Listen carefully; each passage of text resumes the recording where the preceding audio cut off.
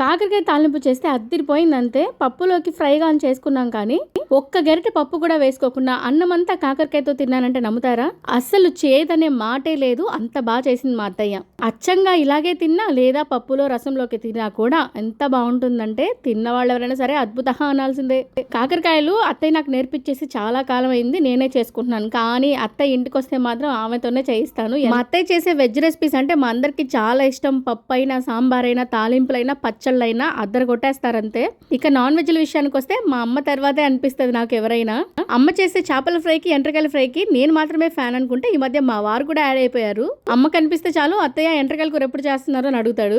చేసేదేమో కాకరకాయ ఫ్రై, చెప్పేదానికి చేసేదానికి ఏమైనా సంబంధం ఉందా అని చూసేవాళ్ళు చాలా మంది ఉంటారు. వస్తున్నా అక్కడికే. కాకరకాయలకి పైన పాటంతా తీసేసి ఒకసారి వాష్ చేసి ఉప్పు వేసి ఇంకా చింతపండు గుజ్జు కొంచెం, అంటే చిన్న నిమ్మకాయ సైజ్ అంతా చింతపండు నానబెట్టేసి ఆ గుజ్జు తీసుకొని వేసుకోవాలి.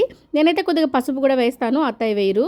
అలా అన్నీ వేసుకున్న కాకరకాయని స్టవ్ మీద పెట్టి ఆ వాటర్ ఇనికిపోయేంత వరకు కాకరకాయని ఉడికించుకోవాలి. అందుకనే వాటర్ ఒక గ్లాస్ పోసుకుంటే సరిపోతుంది.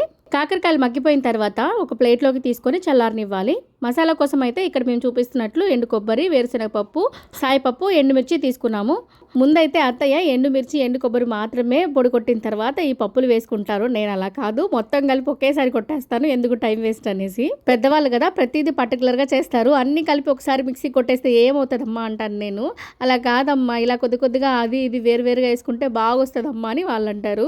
మనకేమో టైం వేస్ట్ అవ్వకూడదు, చకచకా అయిపోవాలన్నమాట. వాళ్ళు మాత్రం నిదానంగా వాళ్ళకు నచ్చినట్టుగా చేసుకుంటారు. ఎంతమంది ఇళ్లలో ఇలాంటివి జరుగుతూ ఉంటుంది కామెంట్ చేసేయండి. పౌడర్ మిక్సీకి వేసేటప్పుడే కాస్త సాల్ట్ కూడా వేసుకోవాలి. పౌడర్ రెడీ అయిన తర్వాత దాన్ని కాకరకాయలో స్టఫ్ చేసేసుకోవాలి. ఇక్కడే కాస్త టైం తీసుకుంటుంది కానీ టేస్ట్ కూడా ఇక్కడే ఉంటుంది. ఎందుకంటే ఈ స్టఫ్ తోటే మనం అన్నం అంతా తినేయొచ్చు. ఇక మా పిల్లలకైతే ఇది గ్రాండ్ మాస్ టైం అనమాట. అలా నానమ్మ ఏదైనా కూరగాయలు కట్ చేసినా, ఇలాంటి పనులు ఏమన్నా చేస్తూ ఉంటే వచ్చి పక్కన కూర్చొని ఆమెతో కబుర్లు చెప్తూ అవి చూస్తూ ఉంటారు. ఇంకా కాకరకాయలు రెడీ చేసుకున్న తర్వాత బాండలు పెట్టుకొని పోపు వేసుకొని, అంటే యాజ్ యూజువల్గా మనం తాలింపుకి ఎలా వేసుకుంటామో తెల్లగడ్డ, ఆవాలు, జీలకర్ర, ఎండుమిర్చి, కరివేపాకు, కాస్త ఇంగువ వేసుకొని పోపు వేగిన తర్వాత రెడీ చేసి పెట్టుకున్న కాకరకాయలు కూడా వేసేసుకోవాలి. అన్నీ కాకుండా బాండలకి సరిపోయినంత వరకే వేసుకోవాలి. అన్నీ ఒక్కసారే వేసేసుకుంటే కాకరకాయ సరిగా వేగదనమాట.